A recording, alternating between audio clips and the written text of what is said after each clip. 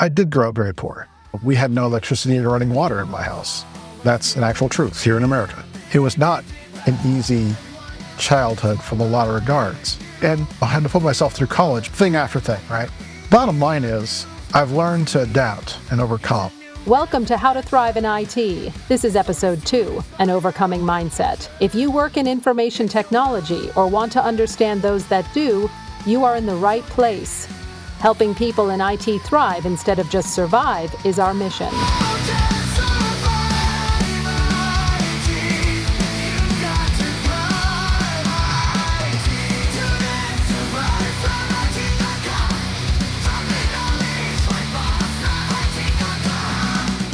And now here's your host. He's got the biggest brain in his office, but there's only one person in that office. Here's DJ. It's good to be with you once again. My name is DJ Eshelman, and I talk about thriving in this world of information technology. We're going to talk through a lot about our overall core tenets at Thrive IT. So we have 4 things. They all begin with the letter M, because I guess I like alliteration just that much. So the first thing we're going to talk about today is mindset. But just for the record, the other things we're going to be talking about throughout the conversations we're going to have is also about our methodology. We're going to talk about our mentoring and mastery. Begin at the end of mind, I guess you could say, we need to talk through some mindset stuff.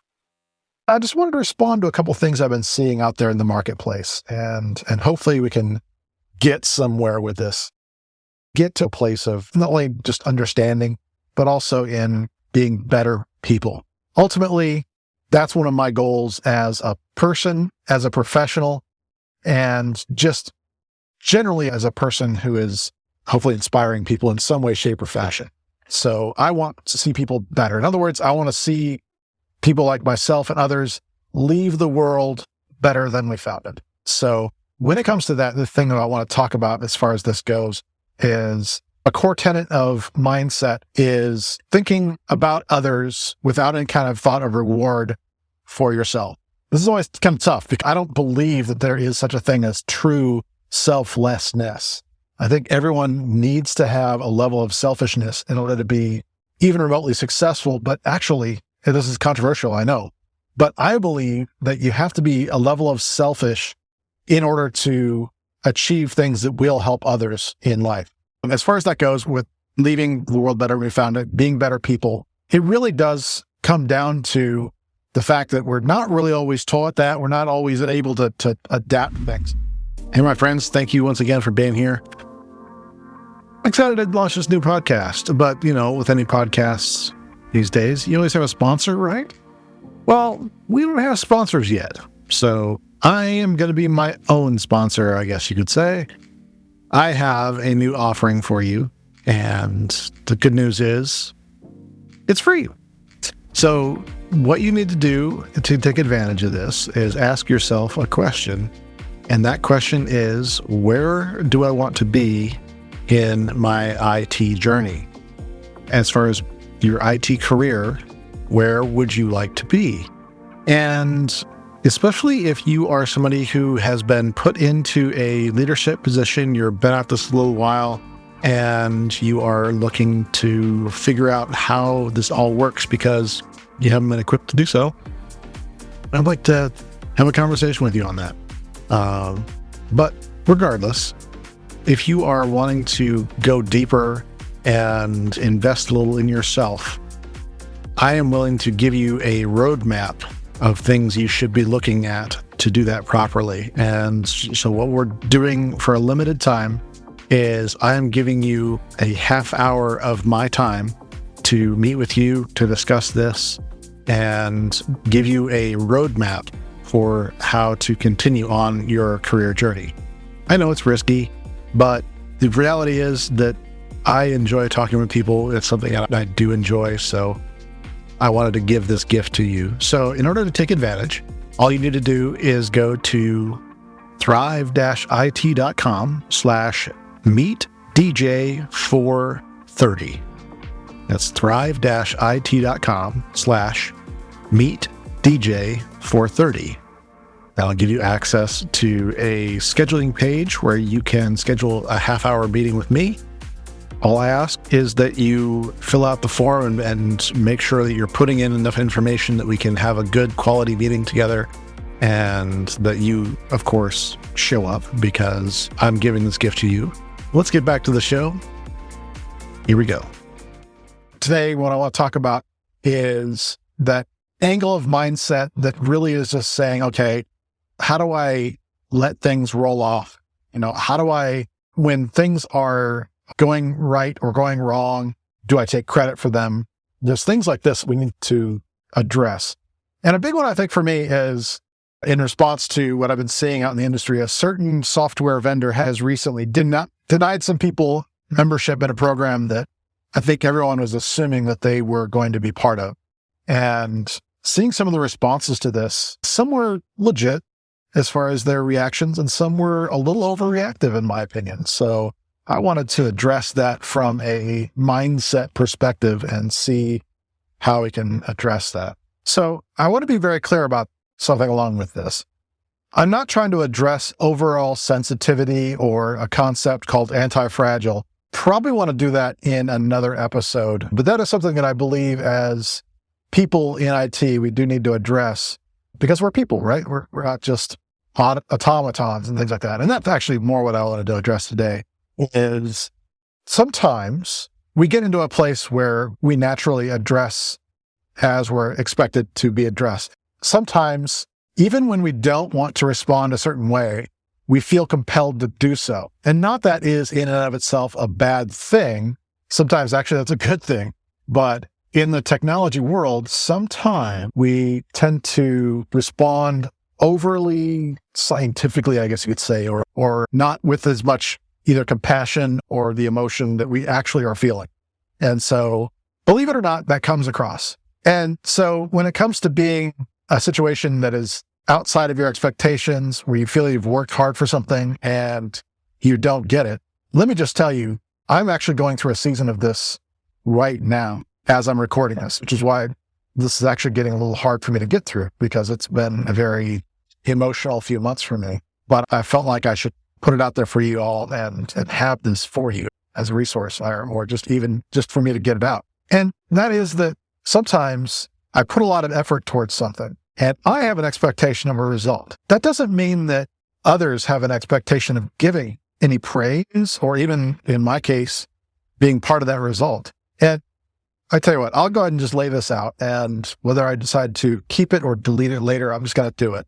So actually, before I started Thrive IT and doing all this kind of stuff, I, in 2016, was kind of convinced that I should start a blog and start talking about my experiences with Citrix and see if maybe I could start training people in that. And so what I did was I started learning from people outside of the technology world, people that were into digital marketing and entrepreneurship from a digital side of things, like people that were creating blogs and selling courses, and for the most part doing quite well, at least the ones I was following were. So the expectation there was that if you just follow their formula, then you'll get their results, right? That's a pretty natural thing to expect. And in the world of IT, we do that every day.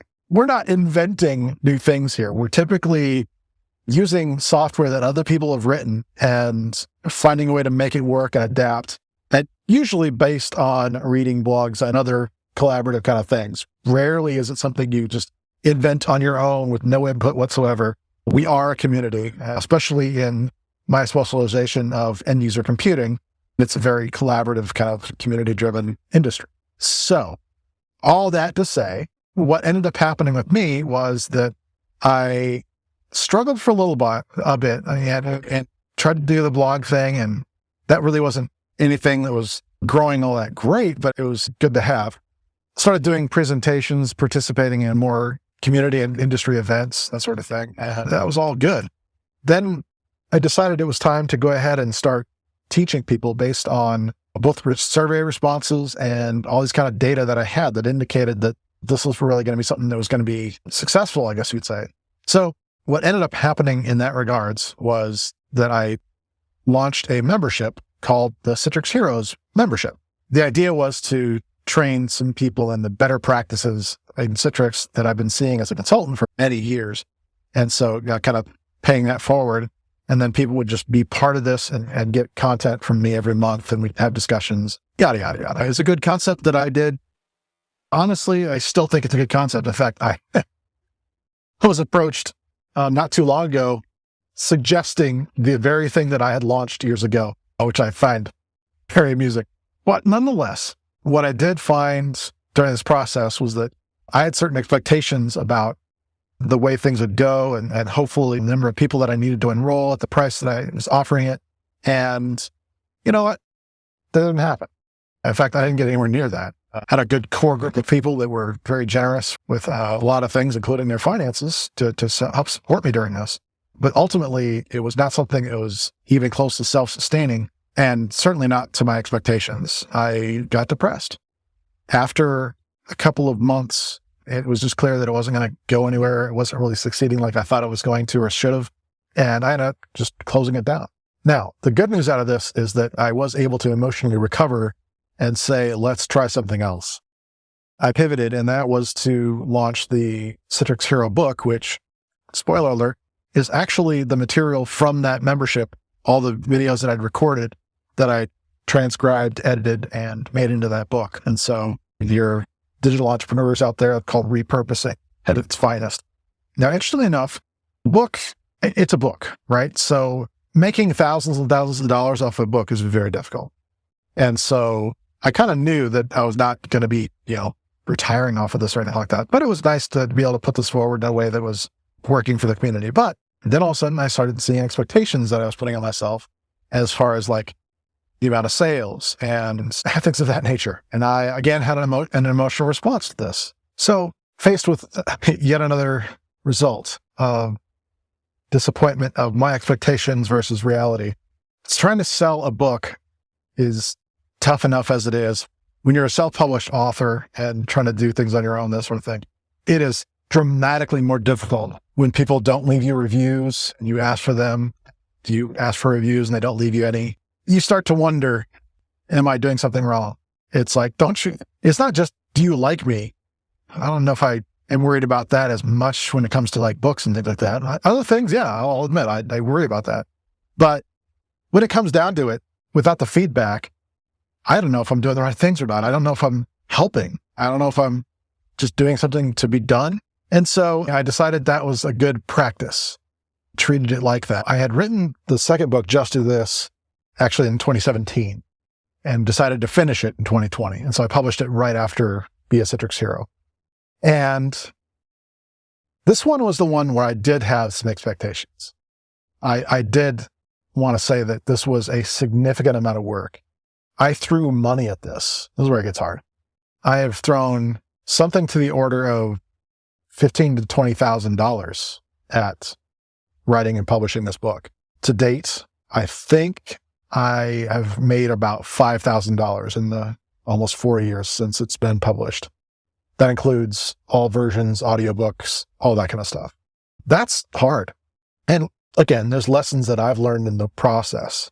I've realized that, well, first off, nobody was asking me to write this book. Nobody was like, hey, DJ, teach us everything you know about consulting and IT methodology. Nobody's really asking me for that. So really when it comes down, it's not a fault there, but the discouragement comes in.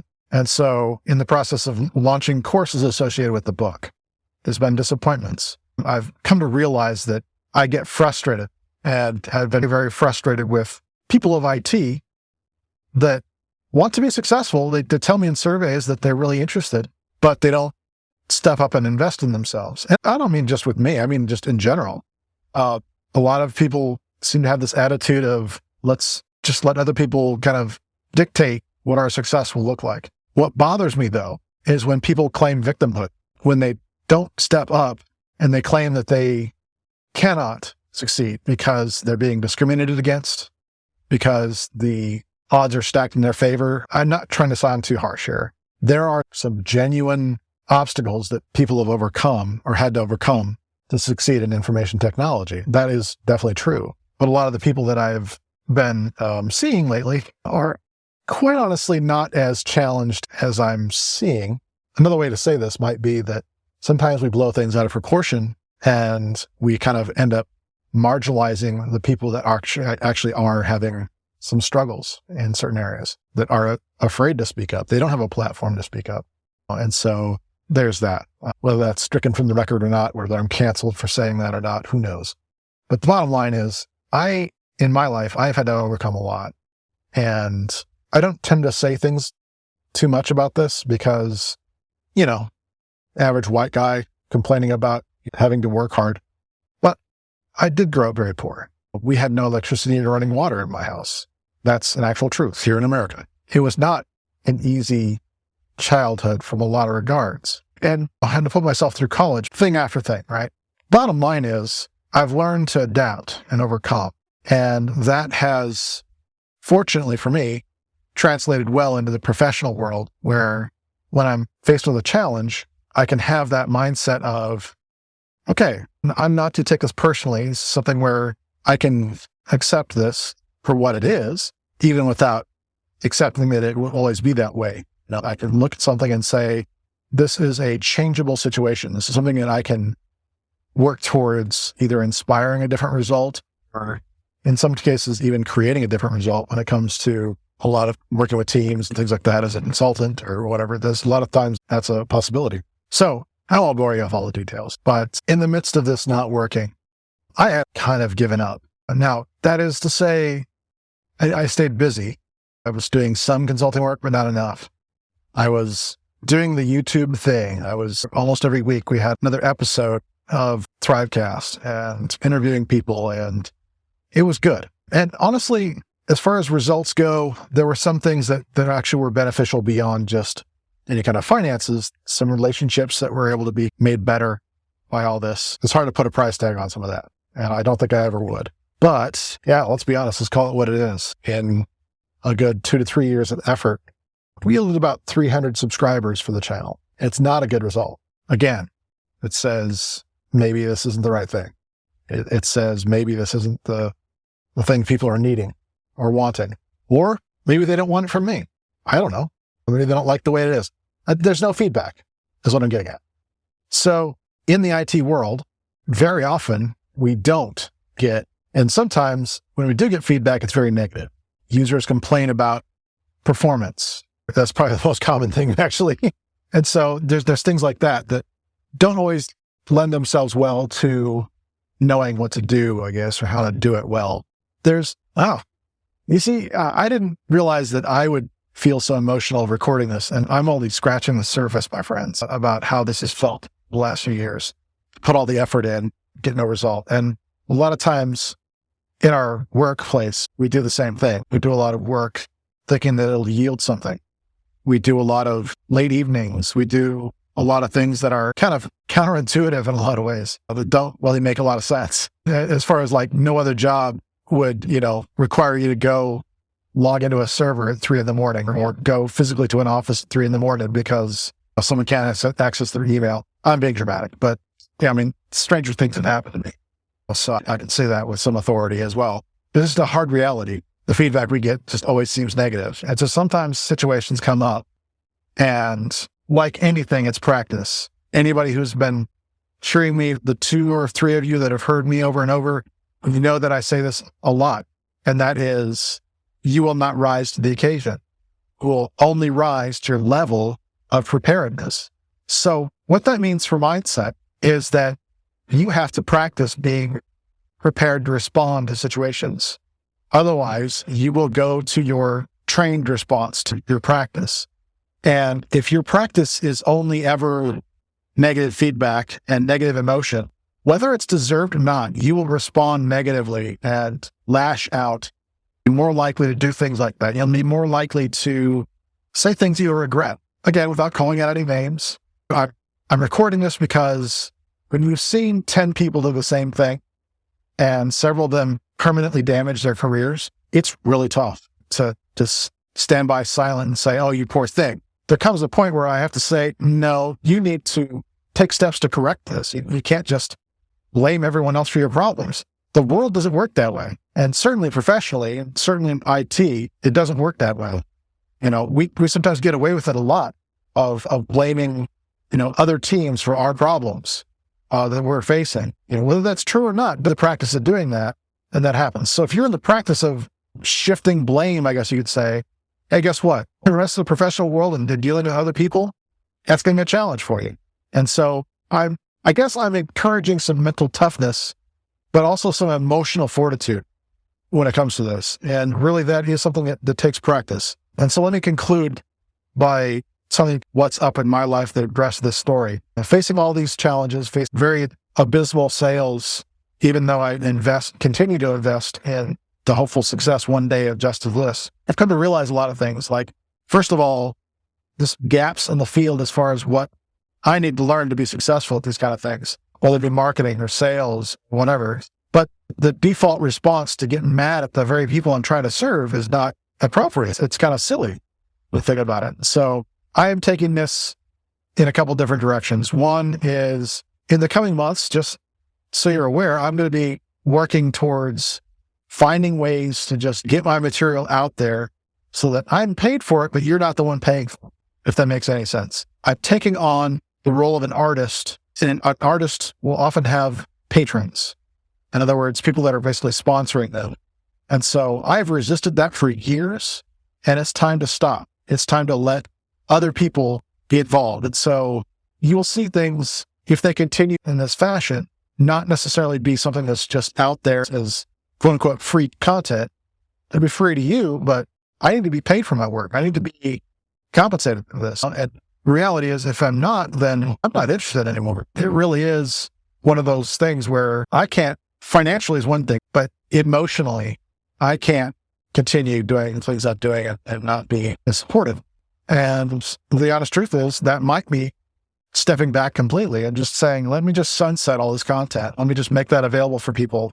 And I just move on to something else. It might look like that. I don't know. I don't know yet. But what I'm going to tell you is that I'm not going to take it personally. I'm going to take it as an opportunity to grow. I'm going to take it as everything in life can be treated as a lesson, basically. And this is no different.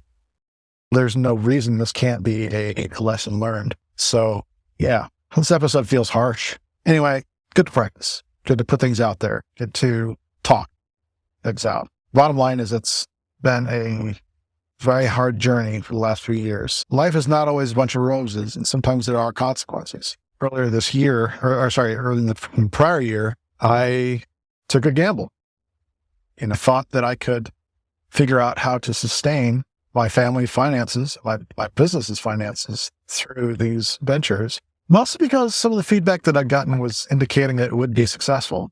That is kind of the emotionally hard thing about this, is that, again, I felt like I was doing everything right. In fact, the reality is I was doing pretty much everything right, up to a point. I mean, there's no way I can do everything right. The coaches that I work with, the trainers of various entrepreneurial things, all looked at the numbers and everything else I had, and they all had the same conclusion as well. Like, this should be working. I don't know why it's not. That was very validating to hear, by the way. And that made me relax a little bit. But at the same time, if they can't figure it out and they're supposed experts in their field doing this kind of stuff, that really tells me that I need to not assume that I somehow can magically. That was a big thing for me. So we'll see what the future holds, but sometimes you just have to embrace a little bit of humility. Just do what you have to do. And so, yeah, that's kind of, when it comes to mindset, that really is kind of the thing. So I know I won't be like this forever, and I know that certain things will likely change for the better at some point, right? Alice has to. Well, hey, once again, thank you so much for tuning in to today's podcast. I want to let you know this episode was recorded back in February of 2024, and I was actually delivering DoorDash while I was recording this.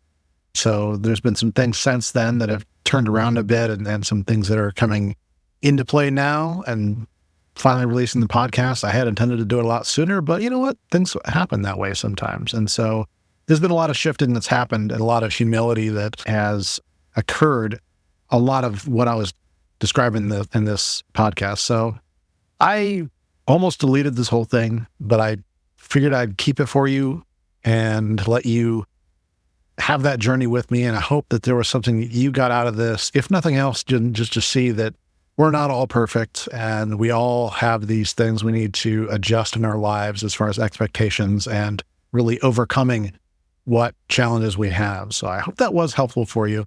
I did want to let you know that since this recording was made, I mentioned patrons and people that are supportive of the podcast, sort of like supporters, that sort of thing.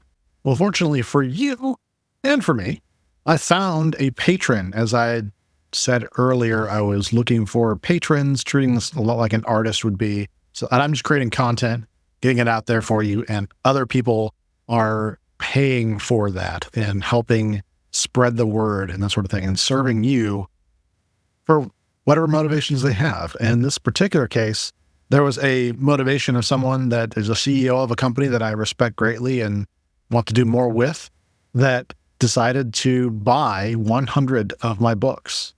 And I've given most of them away or made them available in one fashion or another. And so what we've decided to do in partnering with this is to say, you know what, we want more of your feedback. We want more of your input into what is going on in your life and how we can make better content to better equip you for thriving in IT.